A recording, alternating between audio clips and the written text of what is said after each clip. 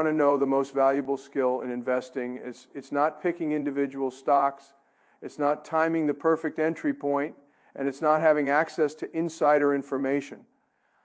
The most valuable skill is learning to read the signals that tell you when a major market rise is building momentum.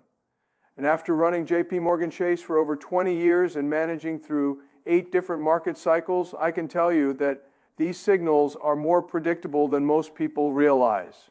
Most investors wait for confirmation that a bull market has already started before they get in.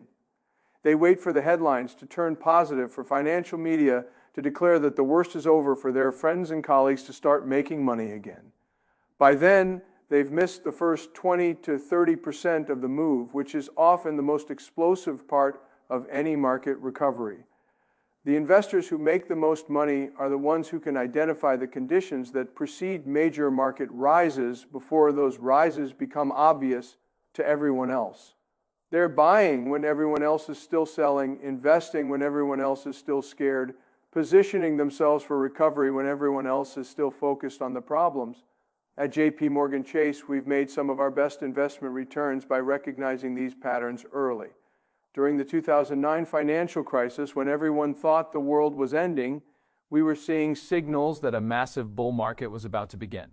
During the 2020 pandemic crash, when markets fell 34% in 5 weeks, we were positioning for what became one of the strongest recoveries in market history. Today, I want to share with you the specific signals I look for when trying to identify the early stages of a major market rise. These aren't theoretical concepts from some academic study. These are practical indicators that I've used successfully for decades to position JP Chase and our clients ahead of major market moves. The first signal I always watch is credit market normalization. Most people focus on stock prices when they're trying to predict market direction, but credit markets are actually much more important. Credit markets are where businesses get the funding they need to operate and grow. When credit markets are stressed, businesses can't access capital, economic activity slows down, and stock prices suffer. When credit markets start to heal, it sets the foundation for everything else to improve. During the 2008 financial crisis, stock markets didn't bottom until credit markets began functioning normally again. We spent months watching credit spreads, the difference between what the government pays to borrow money and what corporations pay to borrow money. When those spreads started contracting consistently, when banks started lending to each other again, when commercial paper markets resumed normal operations, that's when we knew the worst was over. The same pattern played out during the 2020 pandemic. In March 2020, credit markets completely froze up. Corporate bonds were trading at distressed levels, even for high-quality companies. Banks stopped lending to anyone they didn't absolutely have to lend to. But by late March and early April, the Federal Reserve's intervention programs began to restore normal functioning to credit markets. Credit spreads started contracting. Corporate bond issuance resumed, and banks began lending again. The stock market recovery began almost immediately afterward. Here's how to monitor credit market conditions. Watch corporate bond spreads, especially investment-grade corporate bonds compared to Treasury bonds. When spreads are contracting consistently over several weeks, it signals improving credit conditions. Monitor the TED spread, which measures the difference between Treasury bills and Euro-dollar futures. A declining TED spread indicates reduced stress in banking markets. Pay attention to corporate bond issuance. When companies start issuing bonds again at reasonable interest rates, it means credit markets are healing. The second signal is monetary policy inflection points. The Federal Reserve's monetary policy decisions have enormous impact on all financial markets, and recognizing when Fed policy is about to become more accommodative is one of the most reliable indicators of future market rises. The pattern is consistent. When the Fed starts cutting interest rates or implementing other forms of monetary stimulus, risk assets like stocks typically perform very well. This isn't just about lower interest rates making stocks more attractive relative to bonds. It's about the entire economic and psychological environment that accommodative monetary policy creates. During the early 1980s recession, Fed Chairman Paul Volcker had raised interest rates above 19 to break the back of inflation. When he started cutting rates in 1982, it marked the beginning of one of the greatest bull markets in history. The same pattern played out in 1990 to 1991, 2001 to 2003, 2008 to 2009, in 2020. Wait for the Fed to actually cut rates to position yourself for the rally. You position yourself when it becomes clear that rate cuts are inevitable. The market typically starts rising weeks or even months before the Fed actually changes policy as investors anticipate the policy change. At JP Morgan Chase, we spend enormous amounts of time analyzing Federal Reserve communications, employment data, inflation trends, and economic growth patterns to identify when Fed policy is likely to become more accommodative. We look for language changes in Fed statements, shifts in the tone of Fed official speeches, and economic data that suggest the Fed will need to stimulate the economy. Here's how to monitor Fed policy signals. Pay attention to the federal funds futures market, which shows what investors expect Fed policy to be in the future. When those futures start pricing in rate cuts, it's often a signal that a policy inflection point is approaching. Monitor Fed officials' speeches and statements for changes in tone or language. Watch key economic indicators that drive Fed decisions, employment growth, inflation trends, GDP growth, financial stability measures. The third signal is institutional investor behavior. And this is where my position at JP Morgan Chase gives me unique insights. Institutional investors, pension funds, insurance companies, sovereign wealth funds, endowments control trillions of dollars in assets. When they start shifting their allocations toward risk assets, it creates massive buying pressure that can drive sustained market rallies. But institutional investors don't make allocation changes quickly or dramatically. They plan their moves carefully, they implement changes gradually, and they base their decisions on long-term fundamental analysis rather than short-term market movements. This means their behavior is often a leading indicator of major market trends. During the 2009 recovery, we started seeing institutional clients increase their equity allocations months before the market bottomed. They were buying when individual investors were selling, building positions when prices were depressed, positioning themselves for the recovery they believed was inevitable. Their buying pressure was one of the factors that drove the initial stages of the bull market. The same thing happened during the 2020 recovery. While retail investors were panic selling in March 2020, institutional investors were making some of their largest equity purchases in years. They recognized that the economic shutdown was temporary, that massive fiscal and monetary stimulus was coming, and that stock prices had fallen far below their long-term value. Here's how to monitor institutional investor behavior. Watch mutual fund and ETF flows to see whether institutional money is moving into or out of risk assets. Monitor pension fund allocation surveys and investment committee meeting minutes when they're available. Pay attention to private equity and hedge fund fundraising activity. When these investors are raising capital aggressively, it often signals their optimism about future opportunities. The fourth signal is earnings revisions momentum. Stock prices ultimately follow earnings over long periods of time. When analysts start raising their earnings estimates consistently across multiple sectors and multiple companies, it's often a sign that economic conditions are improving and that a market rise is building momentum. But you have to be careful about how you interpret earnings revisions. Early in market cycles, analysts are often too pessimistic because they're still focused on the problems that caused the previous decline. As conditions improve, they slowly start raising their estimates, but they're usually conservative about the pace and magnitude of the recovery. The key is to look for broad-based earnings revisions across multiple sectors, not just isolated improvements in one or two industries.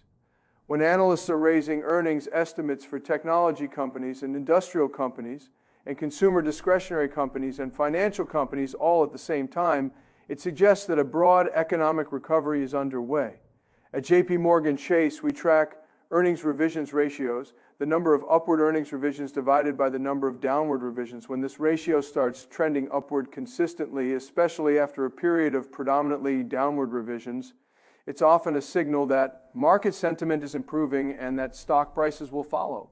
During the 2016 to 2017 market rally, we saw earnings revisions momentum build for months before stock prices really took off.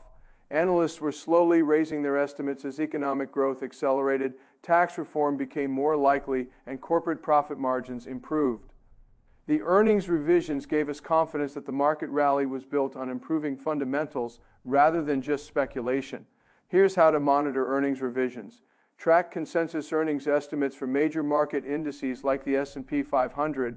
Look for consistent upward revisions over several weeks or months. Monitor earnings revisions ratios to see whether more estimates are being raised and lowered. Pay attention to forward-looking guidance from companies during earnings season when management teams start providing more optimistic guidance. It often precedes analyst estimate increases. The fifth signal is technical market structure improvements. I know some people dismiss technical analysis as irrelevant, but market structure and trading patterns provide valuable information about investor psychology and the balance of supply and demand for stocks. One of the most reliable technical signals for major market rises is when markets start making higher lows during periods of volatility, even during corrections and pullbacks. If each successive low is higher than the previous low, it suggests that buying pressure is building and that investors are becoming more confident. Another important technical signal is breadth improvement, when more stocks are participating in market advances rather than just a few large stocks driving the indices higher. When small cap stocks start outperforming large cap stocks, when value stocks start outperforming growth stocks, when international stocks start outperforming domestic stocks. These rotations often signal that market rallies are broadening and becoming more sustainable. Volume patterns also provide important information. When stocks rise on heavy trading volume and decline on light trading volume, it suggests that buying interest is stronger than selling pressure.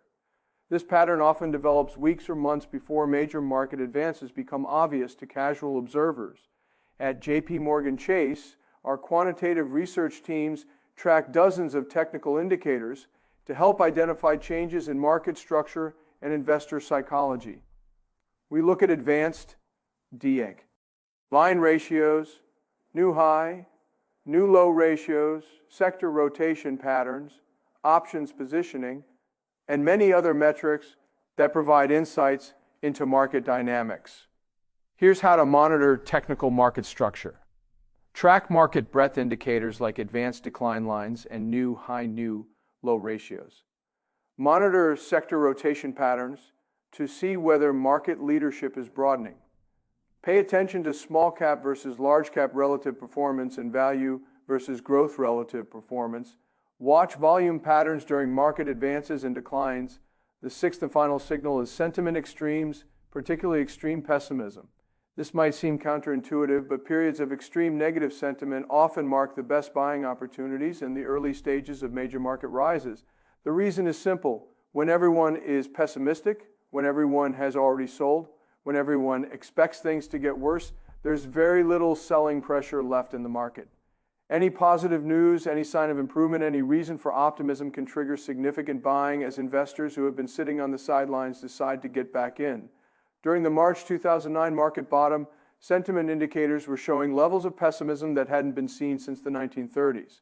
Magazine covers were proclaiming the death of capitalism. Financial advisors were telling clients to go to cash, and individual investors were pulling money out of stock funds at record rates. That extreme pessimism marked almost the exact bottom of the market. The same thing happened during the March 2020 pandemic crash. Sentiment surveys were showing extreme fear, volatility, indices were reaching record levels, and put-call ratios were indicating that investors were overwhelmingly betting on further declines. That extreme pessimism again marked the market bottom. But here's the key. You can't just buy because sentiment is negative. You need negative sentiment combined with the other signals I've mentioned: improving credit conditions, accommodative Fed policy, institutional buying, earnings revisions, momentum, and technical improvements. When all these factors align during periods of extreme pessimism, that's when the most powerful market rises typically begin. At JP Chase, we track multiple sentiment indicators, including the AI Investor Sentiment Survey, the Investors Intelligence Newsletter Sentiment Survey, the CNN Fear and Greed Index, and various options-based sentiment measures. When multiple sentiment indicators are showing extreme pessimism simultaneously, we pay close attention to the other signals to determine whether a market bottom might be forming. Here's how to monitor sentiment extremes. Track established sentiment surveys like AI, Investor Sentiment, and Investors Intelligence. Monitor volatility indices like the VIX, which tend to spike during periods of extreme fear. Watch put-call ratios and other options-based indicators that show whether investors are betting on declines or advances. Now, let me bring all 6 of these signals together and explain how they work as an integrated system for identifying major market rises before they become obvious to everyone else. The most powerful market rallies typically begin when multiple signals align simultaneously. Credit markets start healing. Fed policy becomes more accommodative. Institutional investors start increasing risk allocations. Analysts start raising earnings estimates. Technical indicators start improving. And sentiment reaches extreme pessimism levels. This convergence doesn't happen often, but when it does, it often marks the beginning of significant and sustained market advances. The 2009 recovery, the 2016 to 2017 rally, and the 2020 to 2021 bull market all began when multiple signals were flashing positive simultaneously. But here's what's crucial. These signals don't guarantee that markets will rise, and they don't tell you exactly when rallies will begin or how long they'll last. Mark, TS can remain irrational longer than you can remain solvent, as the famous saying goes. What these signals do provide is a framework for identifying periods when the probability of major market rises is significantly higher than normal. The key is to use these signals to position yourself gradually rather than making all or nothing bets. When you see multiple positive signals developing, you might start increasing your equity allocation slowly, buying high-quality stocks at attractive prices or reducing your defensive positions. You're positioning yourself to benefit from a potential rally while still protecting yourself if the rally doesn't materialize. At JP Morgan Chase, we use these signals to guide our tactical asset allocation decisions and our recommendations to clients. When we see multiple positive signals, we become more optimistic about market prospects and more willing to take risk. When we see negative signals, we become more defensive and more focused on capital preservation. The most important thing to remember is that identifying market rises isn't about predicting the future with certainty. It's about recognizing patterns and positioning yourself to benefit from probable outcomes. These 6 signals have helped me navigate markets successfully for 4 decades, and they'll continue to be valuable tools for identifying investment opportunities in the future. But they only work if you have the discipline to act on them when they occur, even when doing so feels uncomfortable or contrarian. The best investment opportunities almost always feel wrong when they first appear. If they felt right, everyone would be taking advantage of them, and they wouldn't be opportunities anymore.